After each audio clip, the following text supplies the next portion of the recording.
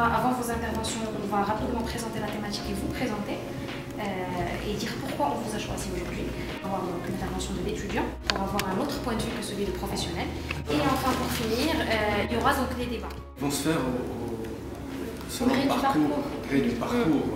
Parce qu'effectivement, ces bâtiments sont réalisés et construits à différents endroits de la ville. Il n'y a pas d'effort de périodisation. Je vous remercie d'être tous venus ce soir pour la première conférence qu'organise l'Association des Marocains étudiants en architecture, l'AMEA, sous la thématique de quelle architecture pour un Maroc en mutation. Je vous présente juste à mes côtés mon ami et collègue Reda Chemen, étudiant en architecture à Casablanca. Bonsoir tout le monde, je remercie Benab Lasloa, étudiante à Paris. Donc en premier lieu, je tiens à remercier tous les étudiants qui sont ici présents, et nombreux, et surtout les professionnels du métier et nos sponsors. J'enchaîne directement sur la présentation des équipes. Donc on est tous reconnaissables avec nos écharpes rouges. Donc, sur la droite, on a les équipes Casa, Rabat et Paris. Je vous demande tous d'applaudir très fort parce qu'ils ont fait un grand ici présente. On va donc vous faire une petite présentation de l'association avant de donner la parole aux protagonistes de la soirée, que sont nos intervenants qui vont répondre à notre thématique. L'AMEA, Association des Marocains étudiants en architecture, a pour ambition de rassembler tous les étudiants marocains en architecture dans le monde. C'est ce qui fait aujourd'hui notre force, c'est de pouvoir s'adresser à tous les étudiants. On est très fiers d'être les premiers. Et donc voilà, aujourd'hui nous sommes assez nombreux entre la France et le Maroc. Au début c'était une idée. Aujourd'hui c'est un défi pour nous que de concrétiser ce projet-là, de cette association qui prend donc une ampleur et une dimension internationale. Pour pallier au manque de communication de réseau et d'orientation, nous avons donc établi 3 objectifs qui sont aujourd'hui l'échange, l'information et l'accompagnement. Pour pouvoir permettre aux étudiants de côtoyer le monde professionnel à travers des conférences, à travers des débats, à travers des rencontres, à travers des forums, des expositions, des galas, mais aussi des voyages. Nous sommes 9 membres fondateurs, dans le 8, comme vous le voyez sur la photo, et moi-même en nature, 9e. On est une équipe à Paris, une équipe à Rabat, une équipe à Casa. Et des représentants dans toutes les écoles du monde en architecture. Je vais inviter la responsable communication, mademoiselle Benis Hiba, à me rejoindre. Pour la première conférence de l'AMEA, Association des Marocains étudiants en architecture, nous avons choisi comme thématique « Quelle architecture pour un Maroc en mutation ?» Ce choix ne s'est pas fait au hasard. Nous avons consulté un certain nombre d'étudiants qui ont montré un grand intérêt pour cette thématique. D'autant que cette thématique à caractère très général va pouvoir donner lieu à un certain nombre de conférences qui seront plus spécifiques et très orientées vers un sujet en particulier.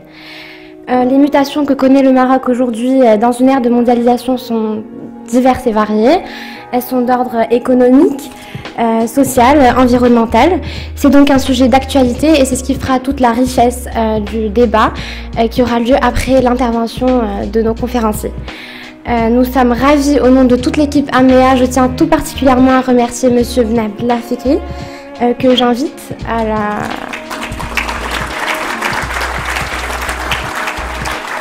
les 2 associés de groupe 3 architectes, donc Monsieur Amak Tijani et Monsieur Skandar Amin.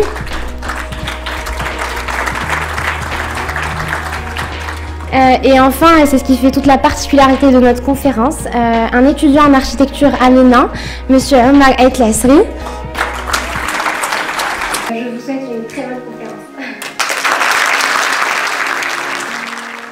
De l'industrie à une évolution des normes, à un cadre juridique d'élaboration des espaces et des territoires et des objets architecturaux.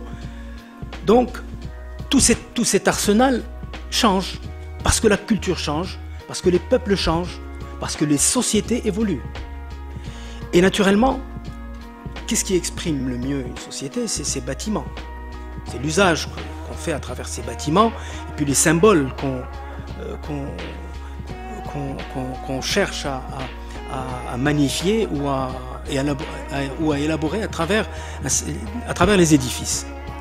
Et la mutation en architecture, elle est linéaire. Merci Monsieur Benabla pour cette balade architecturale très enrichissante. Nous allons donc donner la parole à Groupe 3 Architectes pour partager avec nous leur vision de l'architecture. Et donc à travers l'exposé que nous allons faire, j'espère que vous aurez un aperçu de ce que peut être le métier d'architecte sur ces 10 dernières années et ce que peut être une mutation exprimée à travers le métier d'architecte. Que la force de l'architecture ou la particularité de l'architecture, c'est que ce n'est pas un art pur. Si illustrer cette notion de contrainte et montrer de quelle manière, au gré des projets, on réussit ou on ne réussit pas, ou on réussit moyennement à maîtriser les contraintes.